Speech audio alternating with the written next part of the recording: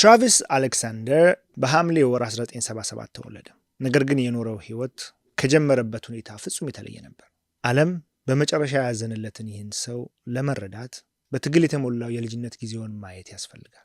በካሊፎርኒያ ሪቨርሳይድ ያደገው ትራቪስ እና 7 እህት ወንድሞቹ ቀላል ህይወት አልነበራቸውም። ወላጆቹ በሱስ ሲቃጠሉ ነበር። ቤቱም ብዙ ጊዜ ችላ በመባል የሚታይበት ቦታ ነበር። በተፈጥሮ ማራኪና ብሩህ የሆነ ነገር ግን በጣም ፈጥኖ እንዲያድግ የተገደደ ትንሽ ልጅ በዚህ አካባቢ ሲኖር እስኪ ያስቡት። በመጨረሻም ትራቪስ እና አንዳንድ እህት ወንድሞቹ አያቱ ወሰደቻቸው። ይህ የህይወቱ መለወጫ ነጥብ ነበር። አያቱ የኋለኛው ቀን ቅዱሳን የኢየሱስ ክርስቶስ ቤተክርስቲያን ወይም ሞርመን የሚባለውን አስተዋወቀችው። ለትራቪስ ቤተክርስቲያን ሃይማኖት ብቻ አልነበረም። መሆን ለሚፈልገው ሰውነቱ እንደ ንድፍ ወይም ብሉ ፕሪንት ነበረች ቤተክርስቲያን። ስነ ስርዓትን፣ የሞራል መመሪያንና በመጨረሻም አቅሙን የሚያይለትን ማህበረሰብ ሰጠችው። ትራቪስ 20ዎቹን ሲቀላቀል ወደ ሜሳ አሪዞና ተዛወረ። እዚህ ነው ሰዎች የሚያውቁትና የሚወዱት ትራቪስ አሌክሳንደር እውነተኛ ማንነቱ የወጣው። እሱ የቤተክርስቲያን አባል ብቻ አልነበረም፣ መሪም ነበር። ሁሉም ሰው ሊቀርበው የሚፈልገው ቀልደኛ፣ አነቃቂና ጥልቅ ምኞት ያለው ሰው ነበር። ፕሪፔድ ሊጋል ሰርቪስስ በተባለ ኩባንያ ውስጥ የሙያ ጥሪውን አገኘ። እሱ የሴልስ ሰው ብቻ አልነበረም፣ ትልቅ ጉልበት ያለው ሰው ነበር። አገሪቱን እየዞረ አነቃቂ ንግግሮችን ያደርግ ነበር። ሰዎች ልክ እንደሱ ካለፉበት አስቸጋሪ ታሪክ መውጣት እንደሚችሉ ይነግራቸው ነበር። በሜሳ ውስጥ በሚያምር ቤት ውስጥ ይኖር ነበር። በዚህ ቤቱም በጣም ይኮራ ነበር። ይህም ከተሰባበረ ቤት የወጣ ልጅ ስኬታማ መሆን እንደሚችል አካላዊ ማስረጃ ነው። ነገር ግን አንድ ጎዶሎ ነገር ነበረው። ትራቪስ የራሱ ቤተሰብ አልነበረው። ትራቪስ እምነቱን በቁም ነገር ይመለከተው ነበር። የእሱን እሴቶች የምትጋራ ሚስት ማግኘት ምኞቱ ነው። እሱ በዚያ ዝግ ማህበረሰብ ውስጥ መልከ መልካምና ስኬታማ ሰው ነበር። ነገር ግን ሰውኛ ባህሪም አለው። በተፈጥሮ ፍላጎቱና በሃይማኖቱ ጥብቅ የሞራል ህግጋት መካከል ባለው ውጥረት ውስጥ ይታገል ነበር። ትክክለኛዋን ሴት ይፈልግ ስለነበር ጊዜ ይወስድበታል። ለአዲስ ግንኙነት ስሜት ተጋላጭ ነበር። ጓደኞቹ በዚያን ጊዜ በስኬቱ አናት ላይ እንደነበር ይገልጹታል። ለብዙዎች አራያ፣ ለሁሉም ጓደኛና ብሩህ የወደፊት ተስፋ ያለው ሰው ነበር ይላሉ። አነቃቂ ንግግሮችን እያደረገ የራሱን ኤምፓየር እየገነባ ነበር ትራቪስ። ከዚያም መስከረም 2006 የፈረንጆች አቆጣጠር መጣ። ትራቪስ ለኩባንያ ስብሰባ ወደ ላስ ቬጋስ ሄደ። በሺዎች የሚቆጠሩ ሰዎች ባሉበት አዳራሽ ውስጥ ጆኒ አሪያስ የምትባል ሴትን አገኘ። እሷ ፎቶግራፍ አንሺ፣ ተጓዥና ከእሱ ጉልበት ጋር የምትመጣጠን ትመስል ነበር። በመካከላቸው የነበረው መሳሳብ ፈጣን ነበር። ልክ እንደ ሰደድ እሳት ነበር። ከተገናኙ ከጥቂት ሰዓታት በኋላ የማይነጣጠሉ ሆኑ። ትራቪስ በመጨረሻ የሚረዳውን ሰው ያገኘ መሰለው። ነገር ግን ከዚያ ስብሰባ ሲወጡ ትራቪስ የነበረበት መንገድ ወደ ቤተሰብና ወደ ቀጣይ ስኬት የሚወስደው መንገድ በድንገት አቅጣጫ መለወጥ ጀመረ። ገና አላወቀውም ነበር እንጂ የሜሳው ወርቃማ ልጅ መጨረሻው ተጀምሮ ነበር።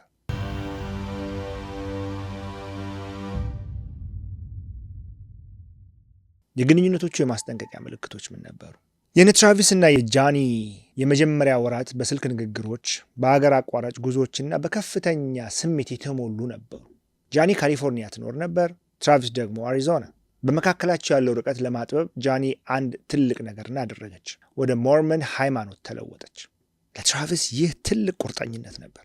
ሕይወቷን ለእሱና ለእግዚአብሔር ስትል እየለወጠች እንደሆነ አሰበ። ነገር ግን ወዲያውኑ ስንጥቆች መታየት ጀመሩ። የትራቪስ ጓደኞች ለውጥን ማስተዋል ጀመሩ። ሁልጊዜ የደስታ ምንጭ የነበረው ትራቪስ ትኩረቱ እየተበተነ መጣ። ከጃኒ ጋር ስልክ ረጅም ሰዓታትን እያወራ ያሳልፍ ነበር። ንግግሮቹም ሁልጊዜ አስደሳች አልነበሩ። የጃኒ ቅናት እንደ ተስፋፊ ተክል ቀስ በቀስ እየጨመረ መጣ። ትራቪስ ከሌሎች ሴቶች ጋር የሚያደርገውን ግንኙነት መከታተል ጀመረች። ቤተ ክርስቲያን ውስጥ አንዲት ሴት ጓደኛውን ካነጋገረ ጃኒ ለምን እንደሆነ ማወቅ ትፈልጋለች። ለቴክስት መልእክት ወዲያውኑ ካልመለሰ የጭቅጭቅ መነሻ አጀንዳ ይሆናል። የትራቪስ የቅርብ ሰዎች እንደ ስካይና ክሪስ ዩዝ ያሉ ያልተመቸ ስሜትን ማስተዋል ጀመሩ። ይሄ ከባድ አባዜው ኦብሰሽን የያዛትን ሴት ነው በጃኒ ውስጥ ያዩት። ትራቪስን አስጠነቀቁት። ወዲያውኑ እዚህ ጋር ትክክል ያልሆነ ነገር አለ አሉት። ነገር ግን ትራቪስ በአዙሪት ውስጥ ገብቶ ነበር።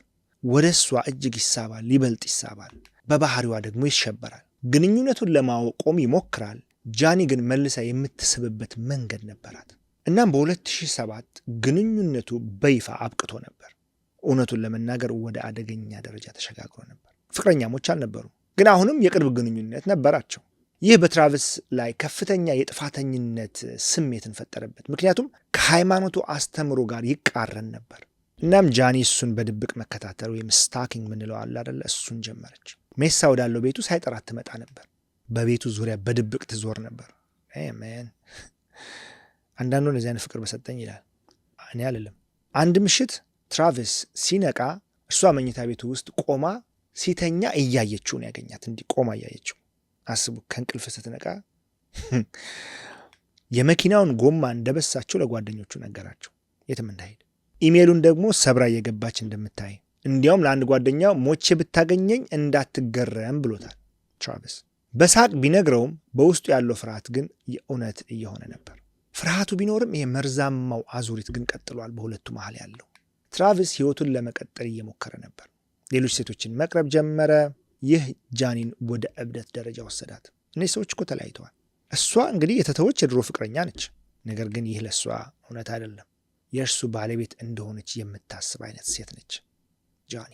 ሁለተኛ ዓመት መጣ። 2008 ዓ.ም ሲጀምር ትራቪስ ወደ ካንኩን ለስራ ጉዞ ለመሄድ እየተዘጋጀ ነበር። ወደ ሜክሲኮ።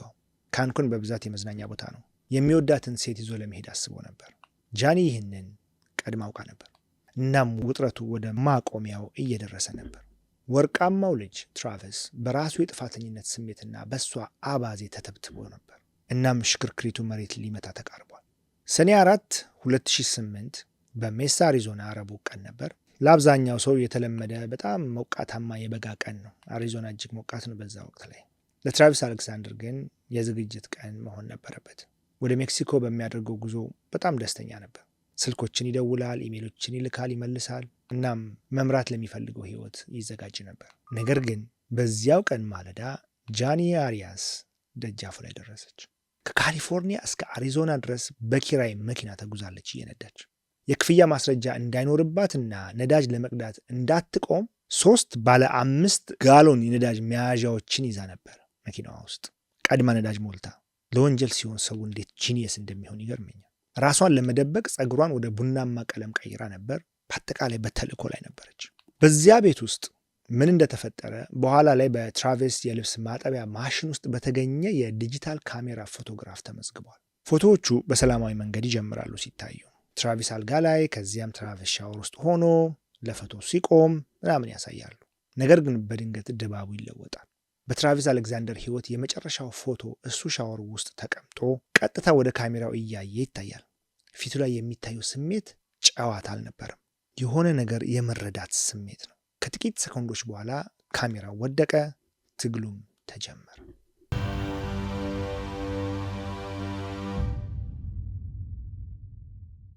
ቀጥሎ የሆነውን ነገር ጭካኔ ለመረዳት ይከብዳል። ትራቪስ ዝም ብሎ እጁን አልሰጠም። ትግሉ ከሻወር ወደ መታጠቢያ ቤቱ ወለል ተዛወረ። ማስረጃዎች እንደሚያሳዩት ለማምለጥም ሞክሮ ነበር። በግድግዳው ላይ የደም ምልክት እየተወ በደረቱ እየተሳበ ወደ ኮሪደሩ ሄዶ ነበር። ጃኒ 27 ጊዜ ወጋችው። በጭንቅላቱ ላይም በሽጉጥ ተኮሰችበት እና በመጨረሻም በሚያስደነግጥ ሁኔታ ጉሮሮን ከጆሮ እስከ ጆሮ በከፍተኛ ኃይል ነው ያረደችው። ከዚያም አስከሬኑን ጎትታ ሻወር ቤት ውስጥ ከተተችው። ደሙን ለማጽዳት ሞከረች። ካሜራውንም ልብስ ማጠቢያ ማሽን ውስጥ ጨመረችው። እናም በጨለማም ትታወች። ለ5 ቀናት ያህል ማንም ምንም ነገር አላወቅም። የትራቪስ አስክሬን በአሪዞና ሙቀት ውስጥ በዚያው ቀረ። ጓደኞቹ በጉዞው ቀን ሲቀር ተጨነቁ። ሰኔ 9 ቀን ጥቂት ጓደኞቹ ወደ ቤቱ ሄዱ። ቁልፍ አግኝተው ሲገቡ መቼ የማይረሱት ሽታ ተቀበላቸው። ትራቪስን ሻወር ቤት ውስጥ አገኙት። ትዕይንቱ በጣም ዘግናኝ ስለነበር መጀመሪያ ላይ እንዴት እንደተገደለ እንኳን ለማየት አልቻሉም ነበር። እርዳታ ፍለጋ እየጮሁ ከቤት ሲወጡ ይህንን ማንን ሊያደርግ ይችላል የሚለውን ሚስጥር ማሰብ ጀመሩ። ነገር ግን በዚያኑ ቀን ቅጽበት የሁሉም ሰው አፍ ላይ የነበረው ስም አንድ ነበር፣ ጃኒ።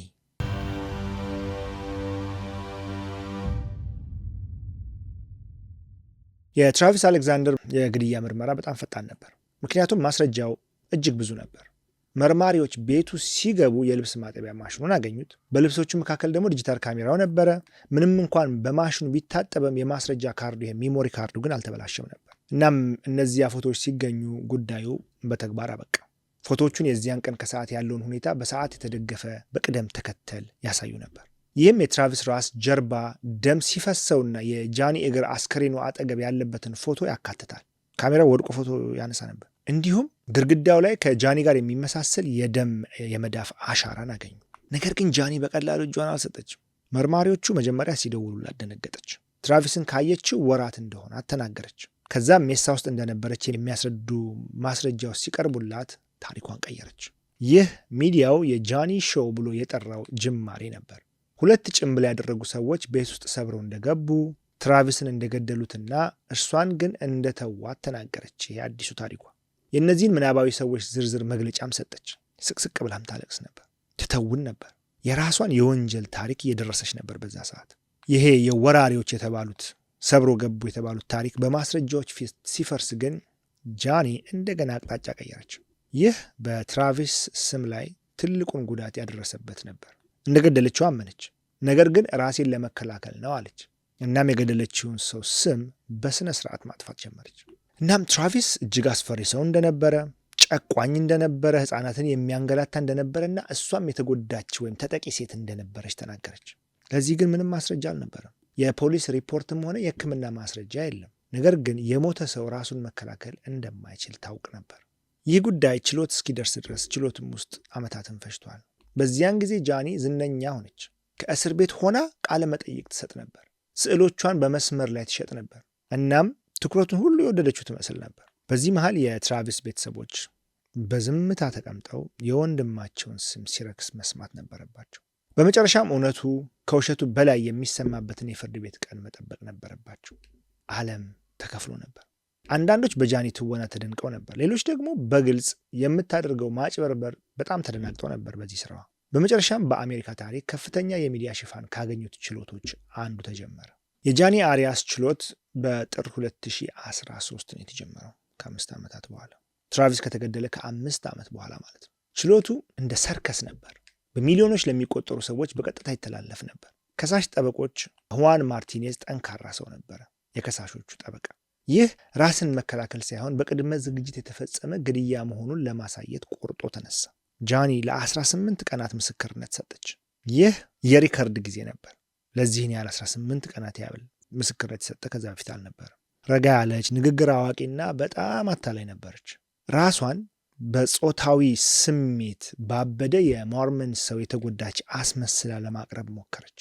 ዳኞቹ በደቃቃ ዝርዝሮች ለማደናገር በንግግር ትሽከረከር ነበር። ነገር ግን የከሳሽ ጠበቃ ማርቲኔዝ አላረፈም። የነዳጅ መያዣዎቹን ጠቆመ። የተቀባችውን የፀጉር ቀለም ጠቆመ። ጉሮሮውን ቆርጣ ከጆሮ እስከ ጆሮ ጭንቅላቱን ከአንገቱ ከመለየቷ በፊት 27 ጊዜ እንደወጋችው አሳሰበ። ዝም ብለሽ አልገደልሽውም፣ አረድሽው እንጂ አላት። በጣም ልቤን የሚነኩት ጊዜያት ግን ከጃኒ የመጡ አልነበሩም፣ ከትራቪስ ጓደኞችና ቤተሰቦች የመጡ እንጂ። ስለሚያውቁት ትራቪስ ተናገሩ።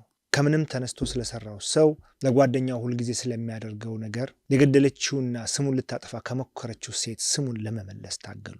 እናም ግንቦት 8 2013 ጋር ዳኞቹ ውሳኔ ላይ ደረሱ።